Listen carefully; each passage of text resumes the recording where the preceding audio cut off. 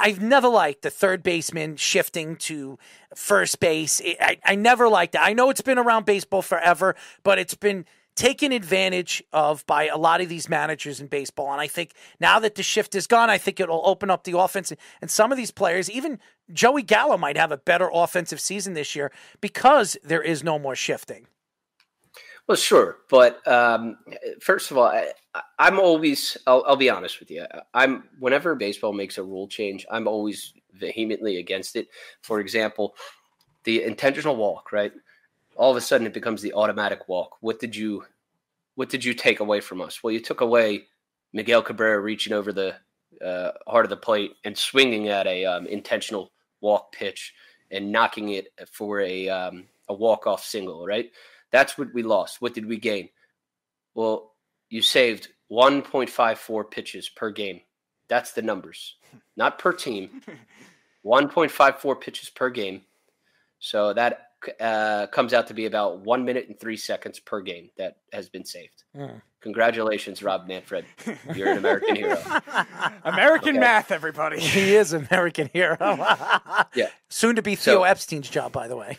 also saved Scott Schoenweiss from throwing 2 wild pitches on intentional walks in 1 inning. Seriously. But then you also have all of these little nonsensical changes that have been made. I was against the universal DH.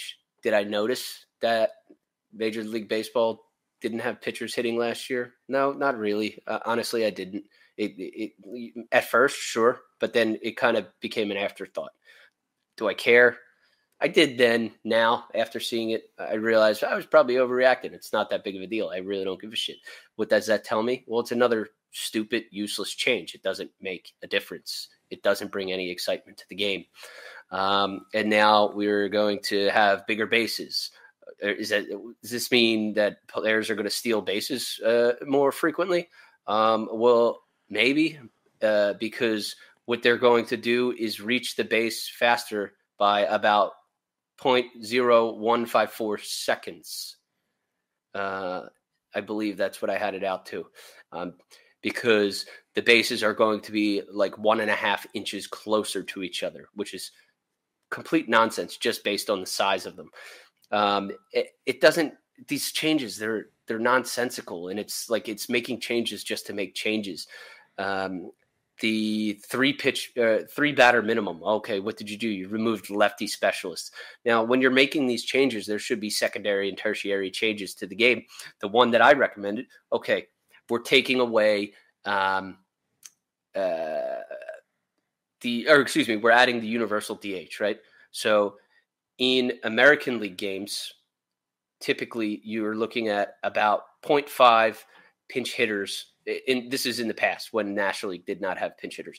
You were looking at 0.5 pinch hitters per game total. In National League games, you were looking at 3 pinch hitters per game total. What are we going to do with those extra?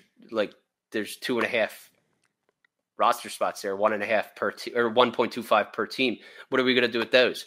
Because now all of a sudden these teams have a surplus of roster spaces that didn't previously exist. Well, then why didn't you just create something like the instead of designated hitter? Why don't we also have a designated runner or some shit? Like, you want to bring stolen bases back to the game. Let every team have somebody who, you got a David Ortiz or something on the team, or an Albert Pujols. You don't want him running. He gets walked, and you go, let's bring in the they'll clone Terrence Gore 30 times. Yeah, seriously. And like, think about that. You could have, you want to bring the stolen base back to the game. Well, let every single team have a designated runner. Select one batter who gets to use that runner if he reaches base. I mean, it makes sense to me. I don't see why that wouldn't come to mind. And, when you're making all of these little tiny changes that sum up to nothing, 1 minute and 3 seconds a game, are you kidding me? And then the game still ends up longer than it did the season before for whatever reason, ads, what have you. It just doesn't, I don't understand what their means to the end is here. Right. And when it comes to the shift, right, I'm saying now that, like, I hate the fact that we're taking this away. I probably won't notice it 3 weeks into the season, just like I didn't with the designated hitter. One thing I do think that the removal of the shift will highlight is going to be excellent defense. And the reason I say that is I look at Andruw Jones, who I just talked to yesterday on another show. Andruw Jones was telling me about how he was watching the pitch and moving based on where the pitch was going prior to the guy even making contact. And I think we're going to see a lot of that because the guys can move as soon as the pitch is thrown. Right. We're going to see a lot of that from elite defenders, and that's going to really highlight elite defense. And I think we're going to see some high caliber defense this year from the best in the game that we otherwise wouldn't see because guys are just positioned in the right place at the right time with the shift. That is fascinating, though. You're going to be able to see all that from the outfield. I mean, do they see the signals? Do they see the actual delivery of the pitch, like the break? Like, how does he do that from the – I know the infield, they could see those kind of things. The outfield, that's impressive. Dude, Andruw Jones saw everything. That guy was so good. I can't believe we're still talking about whether or not he's a Hall of Famer, honestly. No, he was. And I know obviously the accusations that he did steroids, and he probably did. No, Andruw Jones never had an accusation against him, actually. The outfielder, the center fielder for the Braves? Andruw Jones never had Really? No. I thought a lot of people thought he was on steroids, and he did steroids. Nope. He never had anything go against him when it comes to that. Interesting. What the hell? Interesting. I just need a touchdown out of Trevor Lawrence. Errol does not need a touchdown out of Trevor Lawrence. Honestly, the game's over, so you might as well give it to him. The game's over. Well, I mean, I don't know. Are they going to throw? They're going to start running the ball, right? Yeah, they're going to run the clock. You just need a touchdown. You don't need the yards, though. You just need a touchdown. So you just got to hope they get in the red zone, and then maybe you can throw some shorts. I already got the yards. Right, but so at least you just have to hope they get down there, and then maybe get the short touchdown. I don't think they're going to score another touchdown. I think it's going to be field goals. I think now the game's over, so they're just going to run the clock out. That's what they're going to do. Well, they just completed a nice 13-yarder right up the gut. What else is new? I mean, I'm a little bit slow on that, so we are watching obviously the same game, but about 10, 15 seconds slower. Again, we are talking to MLB analyst and statistician of the aceofspaders.com, Ryan Spaeder. Check out his annual ball player ballot where he polls MLB alumni on who should be in the Hall of Fame. Go to www.theaceofspaeder.com. So check it out. Ryan, before we let you go quickly, because I know you want to finish this game and hopefully you win your money and you're happy because I'm just disgusted and I want to throw up. When you look at going into this season, and a lot of people have the Mets and the Astros going to the World Series, and last year was completely different. A lot of people had the Astros, I think it was, and the Dodgers. The Astros won the World Series. The Dodgers didn't even come close. Do you believe that Vegas is right this offseason? Do you think it's the Mets and the Stros that are should be the favorites of going to the World Series? Should they be the favorites? Oof. I think it probably should be. So I don't know that I have the same amount of faith in the Astros starting rotation this year. I don't either, by the way.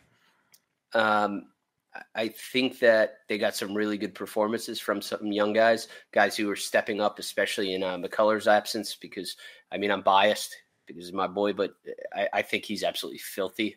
I'm sure you recall when he threw 26 straight bangers against the Yankees. Mm-hmm. Like, that dude is just unbelievable when he's on. But they got some really good performances last season from some young guys that I personally would not be counting on an exact repeat. Mm-hmm. Perhaps some regression there. Some guys, I mean, it's such a lazy saying. I hate when people say it, announcers specifically, like the book's out on them. But, like, you know, sometimes as guys spend more time in the league, I don't want to say guys figured them out, but, you know, you learn how to hit them. You learn how they're pitching and things that you wouldn't know when they're, younger in the league. Yeah, that's all right. And I kind of think that the go-to World Series has to be New York, New York. Now, Is it going to work out that way? I don't think so, because baseball, it's all about just getting there and being hot at the right time. We saw that with the Phillies. They won 87 games and then just started beating up on the National League. Absolutely destroyed the Cardinals, broke their hearts, stepped on their throats, did the same thing with the Braves, did the same thing with the Padres. And then they even looked sharp against the Astros. I mean, they were up 2-1. And they, honestly, it was largely their defense that just couldn't get it done. So is it going to end up being New York, New York? If I had to put my money on it today, I would say no. But if you're sitting here asking me who I think is going to be in the World Series, I'm going to say New York, New York. The reason I'm contradicting myself is because, again, hey, it's baseball. I don't know who's going to be hot come the start of next October. You never know. I don't know who's going to be hurt. I don't know which rookies are going to come out and play insane. I don't know. Maybe Alec Boehm for the Phillies, and I'm sticking to being a homer here. Maybe Alec Boehm comes out next year and he's hitting like he was when he was a rookie, but with power. I mean, he batted .341 as a rookie. So yeah, I don't know. We'll see what happens, how it shakes out.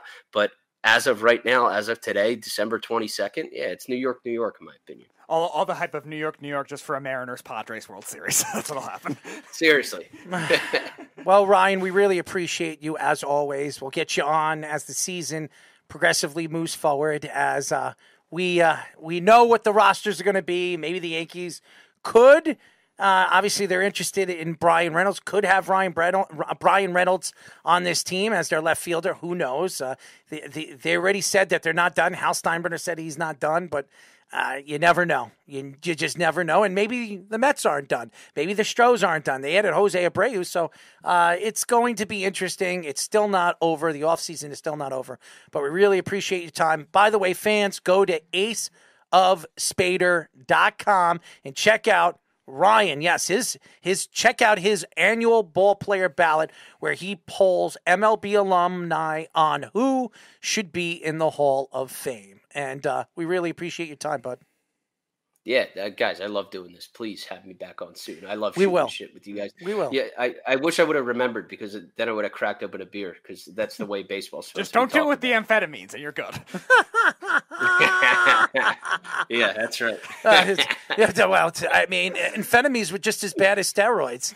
So, and nobody even talks about it. But hey, you know what? That's sports for you. So, yeah, everybody tries to find a way where they can be better or make them better. So, there you go. Ryan, thank you. Take it easy, guys.